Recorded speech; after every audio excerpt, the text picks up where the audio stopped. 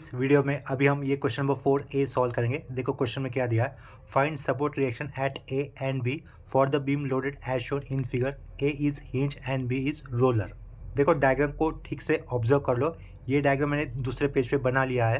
Question में mainly क्या बोला गया था, सपोर्ट रिएक्शन फाइंड आउट करने at point A and at point B, जहाँ पर पॉइंट बी पर रोलर सपोर्ट आया हुआ है और पॉइंट ए पर हिंज सपोर्ट है। ठीक है, हिंज सपोर्ट होने के कारण यहाँ पर दो रिएक्शंस होगी, एच ए यानी कि हॉरिजॉन्टल रिएक्शन एट पॉइंट ए और वी ए यानी कि वर्टिकल रिएक्शन एट पॉइंट ए।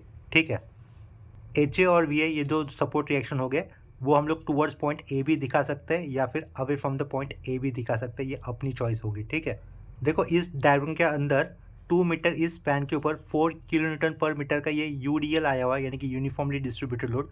तो इसका सिंगल पॉइंट लोड वैल्यू कितनी होगी, 4 इंटू 2 होगी, जो होगा 8। और वो कहाँ पे एक्ट करेगा, इस 2 मीटर के हाफ पे एक्ट करेगा, यानी कि इस लाइन के आगे 1 मीटर पे एक्ट करेगा। 4 किलो न्यूटन पर मीटर का जो यूडीएल है उसकी सिंगल पॉइंट लोड वैल्यू होगी 8 होगी, 4 इंटू 2 8 होगी। और वो एक्ट कहाँ पे करेगा, इस 2 मीटर के डिस्टेंस के सेंटर पे, यानी कि इस पॉइंट के आगे 1 मीटर पे एक्ट करेगा। ठीक है, बीसी स्पैन के ऊपर देखो, ये बी और ये सी है, बीसी स्पैन के ऊपर हमें ट्रैपेजॉइडल लोड दिख रहा है। ठीक है, ट्रैपेजॉइडल लोड में से हम लोग दो लोड सेपरेट कर सकते हैं, एक होगा यूडीएल और दूसरा होगा यूवीएल। ठीक है, यहाँ पर देखो यूडीएल क्या होगा, 4 किलो न्यूटन पर मीटर इस वैल्यू का होगा। अगर देखो ये जो कॉर्नर है, इस कॉर्नर से अगर मैं वर्टिकल लाइन ड्रॉ कर दूंगा, ठीक है, तो एक रेक्टेंगल बनेगा लेफ्ट साइड की तरफ और एक ट्रायंगल बनेगा राइट साइड की तरफ। ठीक है, तो इस लाइन के नीचे अगर जो मैं वर्टिकल लाइन निकाल लेता हूँ, तो वो वर्टिकल लाइन का मतलब क्या हो जाएगा, यूडीएल हो जाएगा ऑफ वैल्यू 4 किलो न्यूटन पर मीटर का। ठीक है, और वो कितने स्पैन के ऊपर एक्ट करेगा, बीसी के, यानी कि 3 मीटर पे स्पैन करेगा, 3 मीटर के स्पैन के ऊपर एक्ट करेगा। ठीक है, तो यहाँ पर इस यूडीएल की वैल्यू कितनी हो जाएगी, 4 3 12, और वो एक्ट कहाँ पे करेगा, 3 मीटर के हाफ पे, यानी कि इधर सेंटर पे एक्ट करेगा। ठीक है, और वो लेफ्ट साइड की तरफ भी एक्ट करेगा, क्योंकि सबका डायरेक्शन कैसे दिख रहा है, यहाँ पर लेफ्ट साइड की तरफ दिख रहा है। इसके कारण जो यूडीएल आएगा या इस कॉर्नर से वर्टिकल लाइन ड्रॉ करने के बाद उसका डायरेक्शन कहाँ पे होगा, लेफ्ट साइड की तरफ होगा, पीछे के सेंटर पे होगा, यानी कि 3 मीटर के सेंटर पे होगा। और जिसकी मैग्नीट्यूड कितनी होगी, 3 इंटू 4, यानी कि 4 3 12 होगी। ठीक है, तो इस ट्रैपेजॉइडल के अंदर से अगर हम लोगों ने यूडीएल सेपरेट कर दिया, तो ये ट्रायंगल वाला पार्ट क्या हो जाएगा, यूवीएल हो जाएगा, यानी कि यूनिफॉर्मली वैरिंग लोड। उसकी सिंगल पॉइंट लोड वैल्यू हम लोग कितनी निकालेंगे, देखो ये टोटल कितना था, 8 था। 8 में से ये इधर वर्टिकल लाइन आने तक का पीछे वाला 4 हो गया, आगे का 4 हो जाएगा। हाइट तो कितनी होगी, 3 होगी, तो 3 इंटू 4 इंटू 1/2। ठीक है, तो यूवीएल का सिंगल पॉइंट लोड होगा 6 किलो न्यूटन। ठीक है, और वो बीसी लाइन पे एक्ट कहाँ पे करेगा, देखो ये वाला पॉइंट क्या होगा, एपेक्स होगा। एपेक्स के सामने वाला साइड क्या होगा, बेस होगा। तो एपेक्स के आगे सीजी कितना दूर होता है, 2/3 ऑफ हाइट, यानी कि अगर हम लोग 2/3 इंटू 3 करेंगे तो डिस्टेंस कितना होगा, 2 होगा। यानी कि इस पॉइंट के नीचे 2 डिस्टेंस पे ऊपर यूवीएल यानी कि यूनिफॉर्मली वेरिंग लोड की सिंगल पॉइंट लोड वैल्यू जो कितनी आई थी, 6 आई थी, वो एक्ट करेगी टूवर्ड्स लेफ्ट साइड। ठीक है, तो अभी जो पॉइंट हमने डिस्कस किया उसको एक बार फिर से डिस्कस कर लेते हैं। फिलहाल इस डायग्राम को मैं साइड में कर लेता हूँ, ये डायग्राम मैंने दूसरे पेज पे बनाया हुआ है। सबसे पहले हमें क्या लिखना होगा, आंसर लिखते वक्त ड्राइंग फ्री बॉडी डायग्राम। तो इस क्वेश्चन को फिलहाल मैं साइड में कर लेता हूँ, आगे मैं लिखूंगा ड्राइंग फ्री बॉडी डायग्राम। इसके बाद हमें इस क्वेश्चन से ही फ्री बॉडी डायग्राम बना लेना है, जहाँ पर हम लोग यूवीएल और ये यूडीएल आए हुए थे उनका सिंगल पॉइंट लोड बना लेंगे। ठीक है, तो उसका सोल्यूशन लिखने के लिए मैं ये वाले एरो से स्टार्ट करूँगा। मुझे यहाँ पर सबसे पहले लिखना होगा drawing free body diagram. FBD लिखा तो भी चलेगा मेन एग्जाम में। ठीक है, देखो ये सेम क्वेश्चन का डायग्राम था। तो सबसे पहले पॉइंट ए के ऊपर दो सपोर्ट रिएक्शन दिखाने होंगे, एच और V A, towards the point दिखाने होंगे। ठीक है, तो यहाँ पर मैं देखो पहले तो ये ए बी बीम बना लेता हूँ। ए बी बीम बना लिया, इधर क्या रहेगा, मेरा ए पॉइंट रहेगा, तो इधर एच ए दिखाया मैंने, H A toward the point दिखाया। और ये ऊपर की तरफ क्या दिखा रहा हूँ मैं, वी ए दिखा रहा हूँ। ठीक है, ये दो सपोर्ट रिएक्शन मैंने दिखाया। पॉइंट ए के ऊपर इधर ए लिख लेता हूँ। ए के आगे कितना डिस्टेंस मुझे लेके जाना है, 2 मीटर। ये 2 मीटर में ज़्यादा डिस्टेंस नहीं लेता हूँ, इधर 2 मीटर मैंने दिखा दिया। 2 मीटर के डिस्टेंस पॉइंट के ऊपर एक वर्टिकली डाउनवर्ड एक्ट होते हुआ लोड हमें दिखाना है, डायग्राम के अंदर था, जिसकी वैल्यू कितनी थी, 10 किलो न्यूटन थी। ठीक है, वो दिखाया। उसके आगे 1.3 मीटर हमें जाना है, ये 1.3 मीटर इधर मैं मार्क कर लेता हूँ। ठीक है, इधर मैं मार्क कर लेता हूँ 1.3 मीटर। उधर एक क्या था, एंटी क्लॉकवाइज मूवमेंट था, तो ये एंटी क्लॉकवाइज मूवमेंट दिखा दिया डायग्राम में। 10 किलो न्यूटन मीटर वैल्यू उसकी, 10 किलो न्यूटन मीटर वैल्यू थी। ठीक है, वो दिखाया। इस पॉइंट के आगे कितना डिस्टेंस हमें लेके जाना है 1.7, तो 1.7 डिस्टेंस यहाँ पे मार्क कर देता हूँ, ठीक है। इधर 1.7 मैंने मार्क कर दिया मीटर। उसके आगे हमें क्या दिख रहा है, यूडीएल दिख रहा है, यूनिफॉर्मली डिस्ट्रीब्यूटेड लोड, जिसकी वैल्यू कितनी है 4 किलोन्यूटन पर मीटर। वो एक्ट कर रहा है 2 मीटर के स्पैन के ऊपर, तो उसके सिंगल पॉइंट लोड वैल्यू हो जाएगी 4 टू द 8, और वो एक्ट कहाँ पे करेगा, इस 1.7 मीटर के आगे 1 मीटर के डिस्टेंस पे, ठीक है। तो 1.7 इधर तक था, उसके आगे 1 मीटर में और जोड़ देता हूँ, तो इधर मैंने 1 मीटर जोड़ा, उसके आगे ये फिर से 1 मीटर जोड़ देता हूँ। इस 1 मीटर वाले एंड पे मुझे क्या रहेगा, पॉइंट बी मिलेगा, तो इधर मैं पॉइंट बी लिखूंगा, ठीक है। तो मैंने पॉइंट बी लिखा, और इस 1 मीटर वाले पॉइंट पे सिंगल पॉइंट लोड वैल्यू इस यूडीएल की जो कितनी आएगी 8 किलो न्यूटन आएगी, वो लिख देंगे, ठीक है। देखो रोलर सपोर्ट पे जो भी सपोर्ट रिएक्शन होता है वो रोलर की बेस को हमेशा परपेंडिकुलर दिखाते हैं, तो रोलर का बेस मतलब ये था ना, उसको परपेंडिकुलर क्या आएगा, रोलर सपोर्ट रिएक्शन होगा, वो हम लोग ऊपर की तरफ दिखाएंगे, ठीक है। तो इधर मैं क्या लिखूंगा, आर बी लिखूंगा, यानी कि support reaction at point B, ठीक है। ये आर बी दिखा दिया। उसके आगे देखो, अभी उसके आगे जो ट्रापेजोइडल दिख रहा है ना आपको, वो क्या है, एरिया है, मतलब वो लोड है, लोड, ठीक है। ट्रापेजोइडल लोड है, उसको हम लोग दो पार्ट में सेपरेट कर सकते हैं। ट्रापेजोइडल लोड के अंदर हमेशा यूडीएल और यूवीएल ही होता है। वो कैसे, देखो इधर अगर इस पॉइंट से मैं वर्टिकल लाइन ड्रॉ कर देता हूँ जैसे कि पहले बताया था, तो ये जो रेक्टेंगल आपको दिख रहा है ना, वो यूडीएल हो जाएगा। यूडीएल यानी कि यूनिफॉर्मली डिस्ट्रीब्यूटेड लोड, जिसकी वैरिंग वैल्यू कितनी है 4 किलोन्यूटन पर मीटर है, और जो कितने स्पैन के ऊपर एक्ट कर रहा है, 3 मीटर के स्पैन के ऊपर एक्ट कर रहा है। तो 3 इंटू 4, 4 इज 12, तो उसकी सिंगल पॉइंट लोड वैल्यू कितनी हो जाएगी, इस यूडीएल की 12 हो जाएगी, और वो एक्ट कहाँ पे करेगा, इस 3 मीटर के हाफ पर, यानी कि सेंटर में, ठीक है। तो ये बीसी लाइन ड्रॉ कर देते हैं, ये बी पॉइंट इधर था, ये बीसी लाइन ड्रॉ कर देता हूँ मैं वर्टिकली, ठीक है। तो ये बीसी लाइन मैंने ड्रॉ कर दी। ऊपर मेरा पॉइंट कौन सा रहेगा, सी रहेगा, तो उसके हाफ के ऊपर यानी कि इधर हाफ पे अप्रोक्सीमेटली दिखा रहा हूँ मैं, लेफ्ट साइड की तरफ 12 किलो न्यूटन का लोड एक्ट करेगा, ठीक है। इतना समझा, ये कितना है 1.5, ठीक है। उसके आगे देखो, अब ये ट्रायंगल वाला पार्ट छोटा था, ट्रायंगल का मतलब क्या होता है, यूवीएल होता है, यूनिफॉर्मली वैरिंग लोड, तो उसकी सिंगल पॉइंट लोड वैल्यू कितनी होती है, इस ट्रायंगल के एरिया जितनी, यहाँ से लेकर यहाँ तक का डिस्टेंस 3 है, यहाँ से लेकर यहाँ तक का डिस्टेंस 4 होगा, क्योंकि टोटल 8 था, 8 में से ये 4 गया ऊपर का, तो बचा 4, तो ये 4 और ये 3, 4 तीजा कितना होता है 12, उसको अगर हम लोग 2 से डिवाइड करेंगे तो कितना होगा 6, तो इस ट्रायंगल का एरिया कितना आएगा 6 आएगा, ठीक है। और वो ट्रायंगल का सेंट्रोइड देखो, ट्रायंगल का सेंट्रोइड एपेक्स से हमेशा कितना दूर होता है, 2/3 ऑफ हाइट होता है, तो ये एपेक्स है, सामने वाला बेस है, बीच का शॉर्टेड डिस्टेंस हाइट होगा जो कितना है 3 है, तो 2/3 इंटू 3 करते तो डिस्टेंस कितना होगा 2, तो इस पॉइंट के नीचे 2 मीटर पर क्या होगा, वो लोड एक्ट करेगा इस ट्रायंगल का सिंगल पॉइंट लोड, जिसकी वैल्यू कितनी है 6 आई थी। तो इधर तक का कितना 1.5 है, तो नीचे कितना होगा 2, यानी कि ऊपर से 1, तो ठीक है। तो लेफ्ट साइड की तरफ हम लोग क्या मार्क करेंगे, 6 किलो न्यूटन का लोड एक्ट कर रहा है वो मार्क करेंगे, ठीक है। ये डिस्टेंस कितना था, ये डिस्टेंस था 1 मीटर था, ठीक है, और ये डिस्टेंस कितना था 1.5 था, तो वो भी मार्क कर लेता हूँ साइड में। ये डिस्टेंस था 1.5 मीटर, तो इसका मतलब ये नीचे से डिस्टेंस कितना होगा 1.5 मीटर होगा, और ये कितना है 6 के नीचे 6 किलो न्यूटन के लाइन ऑफ एक्शन का फोर्स का, ये इधर से बेस से डिस्टेंस कितना आ रहा है 1 मीटर, ठीक है। तो यहाँ पर हम लोगों ने फ्री बॉडी डायग्राम निकाल दिया है। देखो यूट्यूब पे आप लोग वीडियो को जूम भी कर सकते हो, तो अगर आप लोग ये वीडियो देखते हो जूम कर लेते हो तो ये आपको डायग्राम और क्लियर हो जाएगा। अगर आप लोग चाहते हो तो मैं अभी आपके लिए ये डायग्राम को जूम कर सकता हूँ, तो देखो यहाँ पर मैं जूम कर दे रहा हूँ, ठीक से समझ लो डायग्राम को। इसके बाद नेक्स्ट स्टेप में हमें क्या यूज़ करना है, कंडीशन ऑफ इक्विलिब्रियम यूज़ करनी होगी। तो सबसे पहले हम लोग लिखेंगे let summation F x is equal to 0, ठीक है। देखो क्या लिखा, let summation F x is equal to 0 लिखा हुआ है। समेशन एफ एक्स मतलब क्या होगा, सारे हॉरिजॉन्टल फोर्सेस हमें लेने हैं और उनका एडिशन कर देना होगा, ठीक है। तो H is the horizontal force acting toward positive x axis, उसके कारण उसका नेचर हमें लेना होगा प्लस, तो प्लस तो बाय डिफॉल्ट होता है, तो सिर्फ एच ए लिखा, ठीक है। उसके बाद हॉरिजॉन्टल फोर्सेस की बात हो रही है सिर्फ यहाँ पर, सिर्फ हॉरिजॉन्टल फोर्स, तो ये 6 किलो न्यूटन का force acting along negative x axis, तो यहाँ पर -6 लिखा जाएगा। दिस -12 किलो न्यूटन, क्यों, because this force is also acting towards negative x axis, तो उसको अभी क्या लिखेंगे -12 लिख देंगे, ठीक है। और कोई हॉरिजॉन्टल फोर्स दिख रहा है क्या सिस्टम के अंदर, आपको मोमेंट को नहीं ले सकते, मोमेंट तो टर्निंग इफेक्ट होता है ना, वो मोमेंट लेते वक्त कंसिडर किया जाएगा। हॉरिजॉन्टल फोर्सेस यहाँ से 2 थे और इधर था एक ही था, एच ए था, ठीक है। और कोई है क्या, नहीं है, ठीक है। तो इक्वल टू 0, तो यहाँ पर एच की वैल्यू आपको कितनी मिलेंगी, देखो इसको ऊपर कर देता हूँ, एच ए -6 -2 लिखा इक्वल टू 0, -6 -12 -18 इक्वल टू के आगे जाएगा तो +18, तो यहाँ पर हमें एच की वैल्यू कितनी मिलेगी +18, यूनिट भी लिख लेंगे किलो न्यूटन, इसे अंडरलाइन कर देते हैं, ठीक है। इसे मैं थोड़ा सा जूम आउट कर देता हूँ, थोड़ा सा जूम आउट कर दिया। इसके बाद अभी हमें क्या लेना है, एंड समेशन एफ वाई कर देना है। समेशन एफ वाई कर दिया इक्वल टू 0। सिर्फ वर्टिकल फोर्सेस देखोगे अभी आप लोग। वी ए देखो, ये वी ए ऊपर की तरफ जा रहा है तो ये वी ए लिखा प्लस -10 होगा, ये -10 क्यों? क्योंकि ये वर्टिकली एक्टिंग डाउनवर्ड, ठीक है, मोमेंट नहीं आएगा, ठीक है। उधर देखो ये 8 किलो न्यूटन का एक्टिंग वर्टिकली डाउनवर्ड, तो यहाँ पे -8 लिखा। आर बी ऊपर की तरफ जा रहा है तो क्या लिखा? प्लस आर बी लिखा इज इक्वल टू 0। और कोई वर्टिकल फोर्सेस नहीं थे ना सिस्टम के अंदर, तो इक्वल टू 0 कर दिया, ठीक है। पेज को थोड़ा सा ऊपर कर लेता हूँ। तो ये -10 -8 -18 -18 इक्वल टू के आगे जाएगा तो +18। लेफ्ट साइड में क्या होगा? V A plus R B होगा, ठीक है, इज इक्वल टू 18 लिखा हुआ। इसे इक्वेशन नंबर 1 से रिप्रेजेंट कर लेते हैं, ठीक है। इसके बाद हम लोग क्या करेंगे? तीसरी कंडीशन ऑफ इक्विलिब्रियम यूज़ करेंगे। वो क्या होती है? Summation of moment of all forces about any point equal to 0 होता है।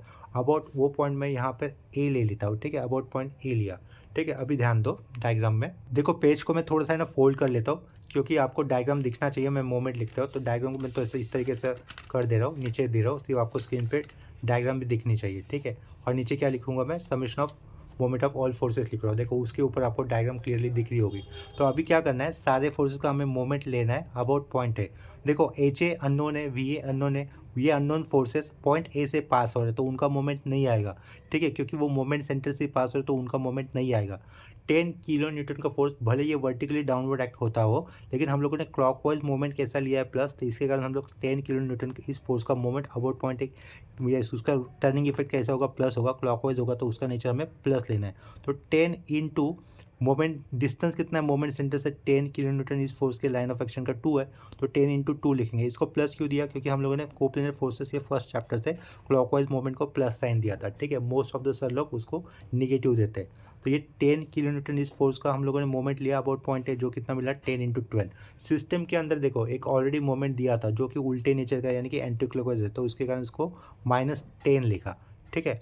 8 किलो न्यूटन का फोर्स अबाउट पॉइंट है, घूमेगा क्लॉकवाइज, तो उसका डिस्टेंस कितना होगा इस ए से? 1.3 प्लस 1.7 कितना हो जाएगा? ये 3 हो जाएगा। ये 3 है, उसके आगे ये 1 है, कितना होगा? 4, और 4 के पहले ये 2 था, तो कितना मिलेगा डिस्टेंस? 6 होगा, ठीक है। तो +8 इंटू कितना लिखा हमने? 6 लिखा। किसके लिए? 8 किलो न्यूटन का ये जो फोर्स है उसके लाइन ऑफ एक्शन का पॉइंट ए से मिला हुआ डिस्टेंस कितना आया? 6 आया। तो 8 किलो न्यूटन का इस फोर्स का मोमेंट अबाउट पॉइंट कितना आएगा? 8 इंटू 6 होगा, ठीक है। अभी देखो ये आर बी कैसे घूम रहा है? रिएक्शन एट बी, यानी कि आर बी लिखा हुआ था यहाँ पर, वो अबाउट पॉइंट घूम रहा है उल्टा उल्टा, यानी कि एंटी क्लॉकवाइज। तो इधर क्या लिखूंगा? -RB इंटू, ठीक है, यहाँ तक डिस्टेंस कितना हो रहा था? 6 हो रहा था, तो उसके आगे 1 लेते तो वो डिस्टेंस हो जाएगा 7, ठीक है। अभी देखो ये 6 किलो न्यूटन का फोर्स जो दिख रहा है आपको, वो इस लाइन के ऊपर कितना है? 1 मीटर है। और ये 6 किलो न्यूटन का फोर्स अबाउट पॉइंट है, कैसे घूमेगा? ऐसा उल्टा होकर घूमेगा, उल्टा यानी कि एंटी क्लॉकवाइज, ठीक है। तो क्या लिखूंगा मैं? -6 इंटू 1। 1 क्यों लिखा? क्योंकि 6 किलो न्यूटन का फोर्स अगर पीछे जाएगा तो उसका ए पॉइंट्स के ऊपर डिस्टेंस कितना होगा? 1 होगा ना, तो इसके कारण उल्टा घूम रहा है, तो -6 और डिस्टेंस कितना होगा? ए से 1 होगा, तो वो 1 लिखा, ठीक है। इसके बाद ये जो 12 किलो न्यूटन का फोर्स है वो भी ऐसे पीछे जाएगा तो अबाउट ए के अराउंड कैसे घूमेगा? उल्टा घूमेगा मतलब -12 इंटू डिस्टेंस कितना होगा ए से उसका? 1.5 मीटर होगा, ठीक है। तो यहाँ पे क्या लिखेंगे? 1.5 लिखेंगे। इक्वल टू क्या करना है हमें? आगे 0 ही देना होगा, ठीक है। नेक्स्ट स्टेप में हम लोग ये जो -RB इंटू 7 लिखा है उसको इक्वल टू के आगे लिखेंगे, तो वो क्या हो जाएगा? 7 इंटू RB हो जाएगा। और इक्वल टू के पीछे जितने भी नंबर थे उनको कैलकुलेट कर लेते हैं। ये इक्वल टू लिखा, RB इंटू 7 को मैं पहले इक्वल टू के आगे लिखता हूँ, और उसके simultaneously at the left side में जो भी नंबर थे उनको कैलकुलेशन कर जो वैल्यू आएगा वो यहाँ पे मैं अभी लिख दूंगा, ठीक है। लेफ्ट साइड में आपको आंसर मिलेगा 34, ठीक है। तो यहाँ पे मैं लिख दूंगा 34 लिखा मैंने। Therefore RB equal to, RB की वैल्यू देखो कितनी हो जाएगी? 34/7 करना होगा हमें। 34/7 करने पर हमें आंसर देखो कितना मिलेगा? 4.8571 मिल रहा है। तो मैं क्या लिखूंगा? 4.86 लिख दूंगा, ठीक है। 4.86 किलो न्यूटन लिखेंगे, किलो न्यूटन। ये वैल्यू हमें किसके लिए मिली? RB के लिए मिली, ठीक है। ये रिएक्शन एट पॉइंट बी के लिए मिली। तो इस पेज को थोड़ा सा मैं ऊपर कर लेता हूँ। इक्वेशन 1 को देखो, इक्वेशन 1 के अंदर VA प्लस RB लिखा हुआ था 18, तो यहाँ से इस इक्वेशन के अंदर हम लोग RB की वैल्यू अगर पुट यूज़ करेंगे 4.86, तो डायरेक्टली हमें क्या मिल जाएगा? VA मिल जाएगा। तो नेक्स्ट स्टेप में हम लोग डायरेक्टली लिख सकते हैं फ्रॉम इक्वेशन 1 लिखेंगे। डायरेक्टली हम लोग यहाँ पर VA की वैल्यू मेंशन कर देंगे, VA कितना आ रहा है वो लिख देंगे, ठीक है। तो 18 माइनस क्या करना है मुझे? 4.86 कर देना है। तो यहाँ पर मैं डायरेक्टली जो भी वैल्यू आएगी वो लिख दूंगा, 18 माइनस 4.86, ठीक है। तो इक्वल टू करने पर हमें आंसर कितना मिलता है? देखो 13.14। ये वैल्यू कितनी मिली? VA के लिए मिली 13.84। किलो न्यूटन लिखा, ठीक है।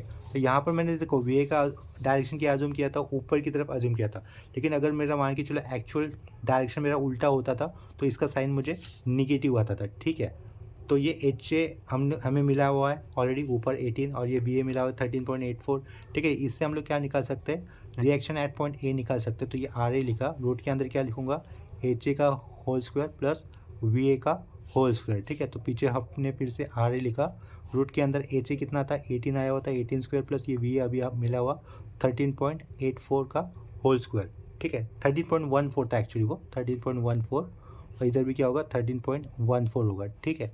13.14 का होल स्क्वायर, तो इधर से हमें आर की वैल्यू मिल जाएगी। तो आर देखो हमें कितना मिल रहा है 22.285 मिल रहा है, तो उसे हम लोग 22.29 लिख सकते हैं। तो इधर मैं आर क्या लिखूंगा 22.29 किलो न्यूटन, ठीक है। आर का रिएक्शन इतना मिला हमें, और यहाँ पे क्या लिख रहा हूँ मैं थीटा ए, थीटा यानी कि आर का इंक्लिनेशन, रिएक्शन एट ए जो भी था उसका inclination with respect to positive x axis. वो कैसे लिखेंगे, tan inverse of V A upon क्या करना है हमें एच ए करना है, ठीक है। तो उसको मैं नेक्स्ट पेज पे कर लेता हूँ, इससे थोड़ा ऊपर कर लेता हूँ, ठीक है। तो आगे क्या लिखूंगा मैं, therefore theta A is equal to tan inverse of V A की वैल्यू कितनी मिली थी देखो हमें 13.14 लिखी, और एच ए की वैल्यू 18 आई थी। तो इसको कैलकुलेट करेंगे तो हमें क्या मिल जाएगा, थीटा ए मिल जाएगा, यानी कि रिएक्शन एट ए का इंक्लिनेशन मिल जाएगा with respect to positive x axis, ठीक है। वो इंक्लिनेशन आएगा 36.129 है, तो 36.13 लिखेंगे हम लोग 36.13। ये दोनों देखो H A V A plus आए थे, तो हम लोग इसको कैसे दिखाएंगे, फर्स्ट क्वाड्रेंट में दिखाएंगे, ठीक है। यहाँ पर ये हमारे क्वेश्चन का आंसर कंप्लीट हो जाता है, ठीक है। इसके बाद नेक्स्ट प्रॉब्लम कर लेते हैं। अभी देखो हमें क्वेश्चन में क्या दिया हुआ है, find support reaction at A and B for the beam loaded as shown in figure, ठीक है। पॉइंट ए पर हमें हिंज सपोर्ट दिख रहा है, यानी कि वहाँ पर एच और वी ये दो सपोर्ट रिएक्शन होंगे, दोनों हम लोग टूवर्ड्स पॉइंट ए ही दिखाएंगे। पॉइंट बी के ऊपर स्मूथ सपोर्ट दिख रहा है, क्या दिख रहा है, स्मूथ सपोर्ट। जब भी स्मूथ सपोर्ट होता है वहाँ पर रिएक्शन कैसे आएगा, स्मूथ वाले पार्ट को जो भी हॉट सरफेस है ना उसको परपेंडिकुलर होगा रिएक्शन, ठीक है। इतना याद रखना, मतलब रोलर सपोर्ट जैसा ही इंक्लिनेशन होगा वहाँ पर। देखो पॉइंट याद रखो, हिंज सपोर्ट पे तो कोई टेंशन है नहीं, वहाँ पर दो सपोर्ट रिएक्शन होगी एच और वी है, लेकिन जब स्मूथ सपोर्ट मेंशन किया जाता है यानी कि एट पॉइंट बी हमें आर बी ही रिएक्शन मिलेगा, जो भी कैसे रहेगा, इस सरफेस को परपेंडिकुलर होगा, ठीक है। तो ये डायग्राम मैं आपके सामने रख कर ही इसका फ्री बॉडी डायग्राम निकाल लेता हूँ। देखो नेक्स्ट स्टेप पे हमें क्या लिखना होगा, ड्राइंग फ्री बॉडी डायग्राम। तो यहाँ पर मैं सबसे पहले क्या लिखूँगा, ड्राइंग फ्री बॉडी डायग्राम, ठीक है। डायग्राम मैं यहीं पे बना लेता हूँ। बार कितना डिस्टेंस का दिख रहा है, ये 3 मीटर, 2 मीटर, ये 5 हो गया, 5 के आगे 2.5, ये 7.5 हो गया, मतलब ये 10 मीटर का बार है बीम ए बी, ठीक है। तो यहाँ पर मैं बीम ए बी 10 मीटर की बना देता हूँ, ऑलमोस्ट अप्रॉक्सीमेटली ये 10 मीटर का हो गया मान के चलो, ठीक है। पॉइंट ए शुरुआत में है, तो ये पॉइंट ए दिखा है यहाँ पर, H A towards point A दिखाया, वी ए वर्टिकल रिएक्शन दिखाया टूवर्ड्स पॉइंट ए के आगे डिस्टेंस कितना लेके जाना है मुझे 3 मीटर, ठीक है। सपोज ये 3 मीटर मैंने यहाँ पे ड्रॉ किया, वहाँ पर एक वर्टिकली डाउनवर्ड लोड एक्ट आ रहा है, जो कितनी वैल्यू का है 20 किलो न्यूटन इस वैल्यू का। तो इधर क्या लिखूंगा 20 किलो न्यूटन लिखूंगा, ठीक है, which is acting vertically downward. उसके बाद 2 मीटर आगे हमें और एक लोड दिख रहा है acting vertically downward, which is 30 kilo Newton, ठीक है, जिसकी वैल्यू कितनी है 30 किलो न्यूटन है। तो ये यहाँ पर ये वर्टिकली डाउनवर्ड क्या लिखूंगा मैं 30 किलो न्यूटन का लोड लिखूंगा। इधर से इधर तक का डिस्टेंस कितना था 3 था, वो 3 मीटर लिखे। इधर से इधर तक का डिस्टेंस कितना था 2 मीटर था, वो भी लिखा।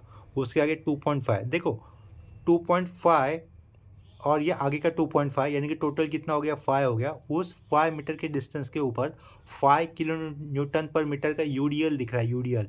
तो उसकी टोटल वैल्यू कितनी होगी, इस यूडीएल की सिंगल पॉइंट लोड वैल्यू कितनी होगी 5 × 5 25। वो 25 एक्ट कहाँ पे करेगा, 2.5 प्लस 2.5 का टोटल कितना होगा 5 के सेंटर पे, यानी कि इस वाले पॉइंट पे एक्ट करेगा। ये जो यूडीएल पूरा दिख रहा है ना आपको 5 किलो न्यूटन पर मीटर इस वैल्यू का, उसकी सिंगल पॉइंट लोड वैल्यू कितनी होगी 5 25 होगी, और वो एक्ट कहाँ पे करेगा, ये वाले पॉइंट पे एक्ट करेगा। बिकॉज ये पॉइंट कैसा है, टोटल स्पैन जो 5 है तो उसका सेंटर पॉइंट है ये, ठीक है। तो इधर हम लोग क्या लिखेंगे 25 किलो न्यूटन का vertically downward acting load force लिखेंगे, ठीक है। यहाँ पर वर्टिकली डाउनवर्ड लोड ये 25 किलो न्यूटन लिखा, ठीक है, एक्टिंग वर्टिकली डाउनवर्ड। जिस ये यहाँ से लेकर डिस्टेंस कितना होगा 2.5 होगा, ये 2.5 लिखेंगे। और उसके आगे डिस्टेंस कितना जा रहा है 2.5, तो उसके आगे भी डिस्टेंस कितना लिखेंगे 2.5 लिखेंगे, ठीक है। इस पॉइंट के ऊपर एक सिस्टम के अंदर दिया हुआ क्या दिख रहा है आपको, एंटी क्लॉकवाइज मूवमेंट दिख रहा है, ठीक है, जिसकी वैल्यू कितनी है 15 किलो न्यूटन मीटर है, ठीक है, वो भी लिखी।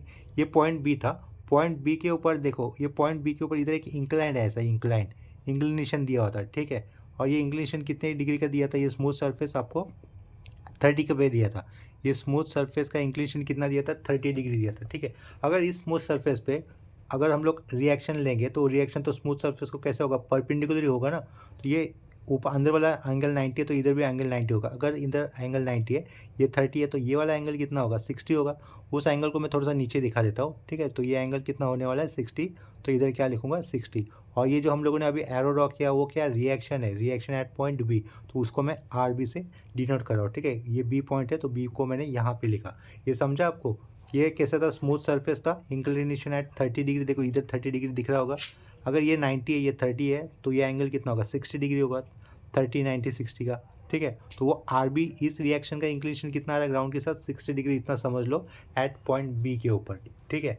अभी हमें नेक्स्ट स्टेप में क्या करना है, कंडीशन ऑफ इक्विलिब्रियम यूज़ करनी होगी। तो यहाँ पर फर्स्ट कंडीशन ऑफ इक्विलिब्रियम क्या होती है, let summation F x is equal to 0, ठीक है। तो एच ए तो हॉरिजॉन्टली एक्ट कर रहा है, तो along positive x axis act कर रहा है, तो उसको कैसे लिखेंगे, plus H A minus minus Q. देखो ये आर बी जा तो रहा है सेकेंड क्वाड्रेंट में, ठीक है, सेकेंड क्वाड्रेंट में जाते हुए दिख रहा है ना, इधर से एंगल 60 है, तो सेकेंड क्वाड्रेंट में इसका एक्स कंपोनेंट कैसे होगा, नेगेटिव, नेगेटिव होगा, इसके कारण मैंने यहाँ पर माइनस दिया था।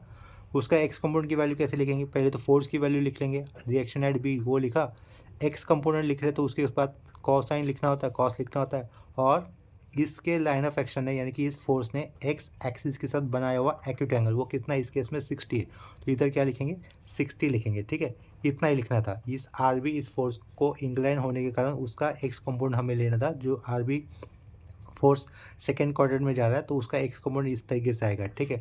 और कोई हॉरिजॉन्टल फोर्स है क्या सिस्टम के अंदर, देखो चेक करो, और कोई है नहीं, तो यहाँ पर आगे क्या लिख देंगे, इक्वल टू 0 लिख देंगे, ठीक है। इसे इक्वेशन नंबर 1 से रिप्रेजेंट कर लेते हैं। इसके आगे या फिर इसे आगे ऐसे लिख लेता हूँ, H A is equal to लिख लेता हूँ, H A is equal to ऐसा कर देता हूँ, आर बी कॉस 60, ठीक है।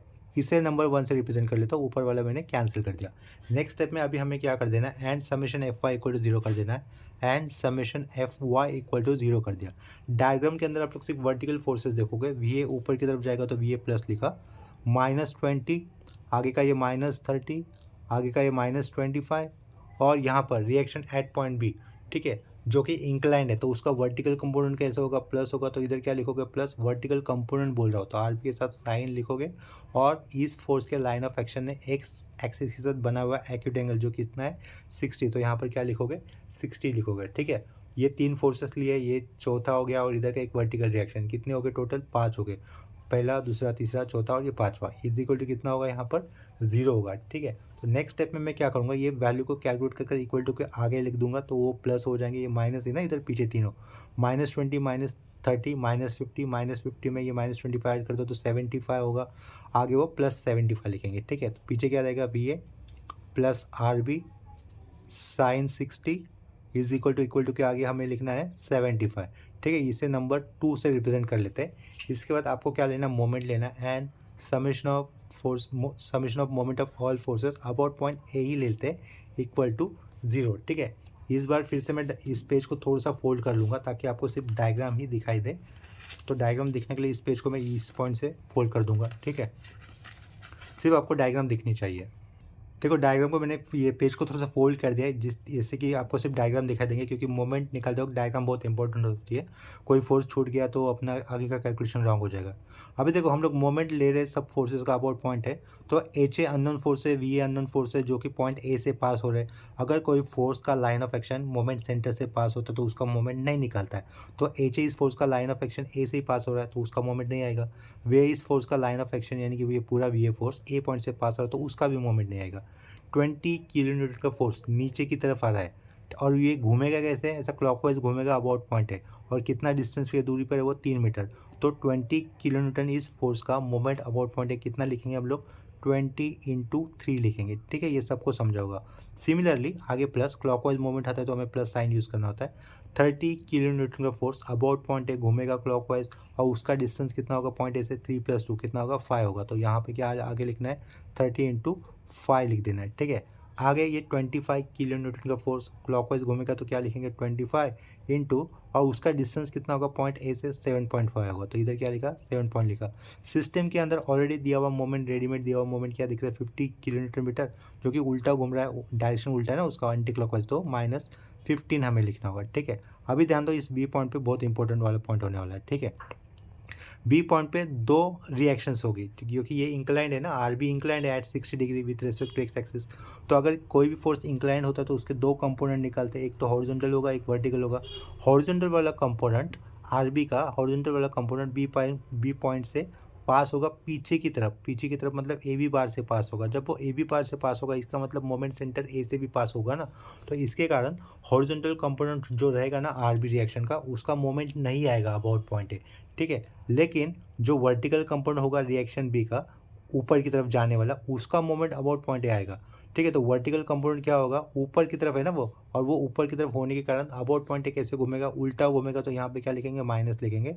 वर्टिकल कंपोनेंट की वैल्यू क्या होगी माइनस आर बी साइन 60। ठीक है, ये वर्टिकल कंपोनेंट हो गया, और उसका डिस्टेंस कितना है, इस ए का बी से डिस्टेंस कितना है, या फिर पॉइंट बी का ए से डिस्टेंस कितना है, तो टोटल 10 है, तो इंटू 10 कर देंगे, इक्वल टू क्या होगा 0 होगा। ठीक है, नेक्स्ट स्टेप में हम लोग क्या करेंगे, आर बी साइन 60 इंटू 10 को इक्वल टू के आगे पुट रख देंगे। ठीक है, तो यहाँ पे क्या रखा 10 इंटू आर बी साइन 60 लिख दिया। ठीक है, वैल्यू को मैंने पहले लिखा, और ये इक्वल टू के पीछे वाला पार्ट हम लोग जो भी नंबर बचे उसको कैलकुलेट कर लेते हैं, उसी वाले देखते हैं कितनी मिलती है। ये minus R B sine 60 into 10 आगे लिखा। ठीक है, ये साइन 60 इंटू 10 है, कोई कोई स्टूडेंट घाई गया में इसको साइन 600 कर देगा तो गलत हो जाएगा वो। लेफ्ट साइड में हमें कैलकुलेशन करने पर नंबर मिलेगा 382.5। देखो कैलकुलेशन करते वक्त बहुत ध्यान रखना होता है, कैलकुलेशन करते हो घाई में आप लोग क्या कर सकते हो, एक आध नंबर गलत डाल सकते हो, और फिर आपको क्रॉस चेक करने को मौका भी नहीं मिलेगा कि कौन सा नंबर गलत कर दिया था। तो शुरुआत में आप लोग नंबर ठीक से पुट किए थे कि नहीं कैलसी में, वो क्रॉस चेक करते रहना। ठीक है, हमेशा थोड़ा सा धीरे गए तो भी चलेगा, कोई प्रॉब्लम नहीं है, लेकिन मार्क्स गलत नहीं होनी चाहिए, मार्क्स नहीं जाने चाहिए हाथ के। बहुत सिंपल कंसेप्ट है ये। ठीक है, नेक्स्ट स्टेप में देखो आर बी की वैल्यू फिर हम लोग कैसे निकालेंगे, therefore R B is equal to ये 382.5 अपॉन हम लोग क्या करेंगे, ये नंबर 10 नीचे आएगा, और ये साइन 60 की भी वैल्यू अपॉन में लिखनी होगी। ठीक है, तो यहाँ से हमें क्या मिलेगा, डायरेक्टली आर बी की वैल्यू मिल जाएगी, R B is equal to, इसे अंडरलाइन करके रखेंगे, यूनिट कितना होगा किलो न्यूटन आएगा। ठीक है, जो भी आएगा वो, इसे कैलकुलेट करके देखते हैं। 382.5 मिला था। ठीक है, अपॉन में क्या करना है 10 इंटू साइन 60 कर देना है। ठीक है, साइन 60 कर दिया, तो वैल्यू देखो हमें कितनी मिलेगी 44.167 है। तो मैं डेसिमल पॉइंट के बाद 2 डिजिट लिखता हूँ, तो इधर क्या लिखूँगा मैं 44.17 लिखूँगा। ठीक है, देखो मैकेनिक्स के अंदर सबके एक्यूरेट आंसर नहीं आते, अप्रोक्सीमेट आंसर आते हैं। तो अगर ये किसी को 43 मिलता है ना, तभी भी उसको आंसर गलत नहीं माना जाएगा। ठीक है, तो यहाँ पे क्या लिखूँगा किलो न्यूटन, और कोई सेम आंसर को 45 आंसर भी लिख देगा तभी भी उसका आंसर सही ही माना जाएगा। सबके आंसर अप्रोक्सीमेट होते हैं, यानी कि एक्चुअल आंसर के नज़दीक रहेंगे, प्लस माइनस 0.5 का डिफरेंस चल सकता है। आर बी की वैल्यू आ जाने के बाद उससे हम लोग वी ए और ये एच ए की वैल्यू निकाल सकते हैं। देखो वी ए क्या था, इक्वेशन नंबर 2 के अंदर आर बी के साथ रिलेटेड था ना, V A plus R B sine 60 is equal to 75 था। तो यहाँ से हम लोग directly from equation 1 and 2 mention कर एच ए और वी ए की वैल्यू लिख देंगे। फ्रॉम आगे क्या लिखा, इक्वेशन 1 एंड 2, डायरेक्टली मुझे एच ए की वैल्यू कितनी आ रही है वो मैं यहाँ पे लिख दूंगा with unit kilo Newton, and यहाँ पे क्या लिखूंगा मैं वी ए लिखूंगा इक्वल टू, ये अंडरलाइन कर दिया, इधर क्या लिखा किलो न्यूटन, वो वैल्यू मैं कैलकुलेट कर लेता हूँ। देखो इक्वेशन नंबर 2 देखो यहाँ पर वी ए क्या होगा 75 माइनस 44.17 इंटू साइन 60 करना होगा। ठीक है, कर देते, देखो वी ए की वैल्यू निकाल लेते, 75 माइनस करना था 44.17 साइड में क्या था साइन 60 था, साइन 60। ठीक है, इक्वल टू करने पर आंसर कितना मिलेगा हमें 36.747 है, तो 36.75 लिख दूंगा मैं। ठीक है, 36.75 क्या निकाला वी ए निकाला 36.75 लिखा। ठीक है, वी एच ए देखो अभी एच ए क्या हो रहा है, आर बी कॉस 60 हो रहा है ना, तो आर बी कितना था 44.17 साइड में क्या था कॉस 60 करे इक्वल टू देने पर हमें आंसर कितना मिल रहा है 22.085 है, तो 22.09 लिख दूंगा मैं 22.09। ठीक है, तो एच ए वी ए से हम लोग क्या बना सकते हैं आर ए बना सकते हैं, तो ये आर ए लिख रहा हूँ मैं। ठीक है, reaction at point A, root के अंदर क्या आएगा H A square plus V A square equal to कर देता हूँ आगे 22.09 का होल स्क्वायर करोगे प्लस ये दोनों प्लस आइए वैल्यू 36.75 का भी स्क्वायर करोगे तो डायरेक्टली हमें यहाँ से क्या मिलेगा, रिएक्शन एट RA मिल जाएगा। ठीक है, इसकी वैल्यू हमें मिलेगी 42.878 है तो 42.88 लिख सकता हूँ मैं। 42.88 लिखा, यूनिट क्या होगा, किलो न्यूटन। देखो फिर से मैं एक्सप्लेन कर रहा हूँ कि क्या मतलब, फिर से मैं पॉइंट बता रहा हूँ आपको, ये एक्यूरेट आंसर किसी को नहीं मिलेंगे, हमेशा आपके आंसर एक्चुअल आंसर के नज़दीक होंगे। यही सेम आंसर किसी दूसरे स्टूडेंट को 43 मिल सकता है या फिर 41 पॉइंट मतलब अराउंड रहेगा, 42 के अराउंड ही रहेगा, प्लस माइनस 0.5 का डिफरेंस चलेगा। यहाँ पर हम लोगों ने सपोर्ट रिएक्शन एट पॉइंट ए और रिएक्शन एट पॉइंट बी निकाल दिया था। नेक्स्ट स्टेप में हमें क्या करना होगा, देखो रिएक्शन एट पॉइंट बी इधर अंडरलाइन कर देता हूँ, ये RA हमने निकाला है। लास्ट स्टेप में वो लोग पूछते नहीं लेकिन फिर भी हम लोग निकाल देंगे RA का इंक्लिनेशन। ठीक है, यानी कि रिएक्शन एट ए का इंक्लिनेशन निकाल देंगे। वो कैसे डिनोट करेंगे, थीटा ए से। थीटा इक्वल टू क्या रहेगा, tan इनवर्स ऑफ, अंदर ये आएगा VA अपॉन आएगा HA। ठीक है, तो नीचे फिर से हमें लिखना होगा tan इनवर्स ऑफ VA कितना आया हुआ था, देखो 36.75 लिखा, नीचे कितना लिखेंगे HA की वैल्यू दैट इज़ 22.09, लास्ट में bracket close, is equal to left side में आएगा थीटा है, फर्स्ट क्वाड्रेंट में होगा ना, दोनों प्लस आए, HA प्लस है VA प्लस है, तो फर्स्ट क्वाड्रेंट में होगा जो भी एंगल होगा वो फर्स्ट क्वाड्रेंट का नोटेशन दिखा दिया। अभी एंगल को भी कैलकुलेट कर लेते हैं। तो ये वैल्यू देखो कितनी मिल रही है, 58.9904 है ना, तो इसे मैं क्या लिख सकता हूँ, डायरेक्टली 59 डिग्री लिख सकता हूँ। तो यहाँ पे मुझे एंगल कितना मिल जाएगा, 59, राउंड अप करके ही लिख दिया मैंने, 58.99 था ना, तो क्या 0.01 ले लूँ, तो 59 डिग्री ले लिया। और कौन से क्वाड्रेंट में होगा, फर्स्ट क्वाड्रेंट में होगा। ठीक है, तो यहाँ पर ये अपना सेकंड क्वेश्चन भी कंप्लीट हो जाता है। यहाँ पर मुझे ऐसा लगता है कि exam point of view beam इस कंसेप्ट के ऊपर जितने प्रॉब्लम मुझे करवाने थे वो मैंने यहाँ पर करवा दिए। नेक्स्ट लेक्चर में हम लोग इक्विलिब्रियम इस टॉपिक पे दूसरे टाइप के सम करेंगे मोस्टली, लेकिन क्वेश्चन एग्जाम में बीम के ऊपर ही सम आता है मोस्टली। ठीक है, कभी कभी क्वेश्चन कनेक्टेड बॉडीज़ के ऊपर भी आता है। मैं ये कहना चाहूँगा कि एग्जाम में क्वेश्चन कौन सा भी आने दो, कैसा भी आने दो, ठीक है, आप लोग कंसेप्ट ठीक से करना, यानी कि अगर कंसेप्ट ठीक से पढ़ते हो तो मतलब टेंशन ही नहीं, फिर क्वेश्चन कैसा भी आने दो आप लोग राइट कर पाओगे। ठीक है, सिर्फ कैलकुलेशन मिस्टेक नहीं होनी चाहिए आपसे। इस चैनल पे इक्विलिब्रियम टॉपिक का जो पुराना प्लेलिस्ट है वहाँ पर हम लोगों ने ज़्यादा प्रॉब्लम किए हुए है, तो वो प्लेलिस्ट गो थ्रू कर भी आप लोग इक्विलिब्रियम इस टॉपिक को अच्छी तरीके से प्रिपेयर कर सकते हो। तो इस प्रॉब्लम के साथ अभी ये लेक्चर हम लोग यहीं पे स्टॉप कर देते हैं। लेक्चर एंड करने से पहले मैं सभी स्टूडेंट्स से कहना चाहूँगा कि अगर अब तक आप लोगों ने चैनल को सब्सक्राइब नहीं किया तो चैनल को सब्सक्राइब कर लेना और इसे अपने फ्रेंड के साथ ज़रूर शेयर करना। चैनल को सब्सक्राइब अगर आप लोग कर लेते तो आपको न्यू अपडेटेड वीडियोज़ के नोटिफिकेशन मिलेंगे। और अगर किसी स्टूडेंट का मैकेनिक्स सब्जेक्ट वीक है तो आप लोग उसको ये वीडियो शेयर करते हो तो उनका मैकेनिक्स का सब्जेक्ट उनको क्लियर करने में हेल्प होगा। ठीक है, तो इसके लिए मैं कह रहा हूँ कि ये मतलब वीडियोज़ उनके साथ भी शेयर करना है। ठीक है, आपको ये वीडियोस अगर अच्छे लग रहे हैं, हेल्पफुल लग रहे हैं तो वीडियोस को लाइक भी कर दिया करो। तो अभी के लिए रुकते हैं यहीं पर, मिलते हैं नेक्स्ट लेक्चर में, तब तक के लिए बाय एंड टेक केयर।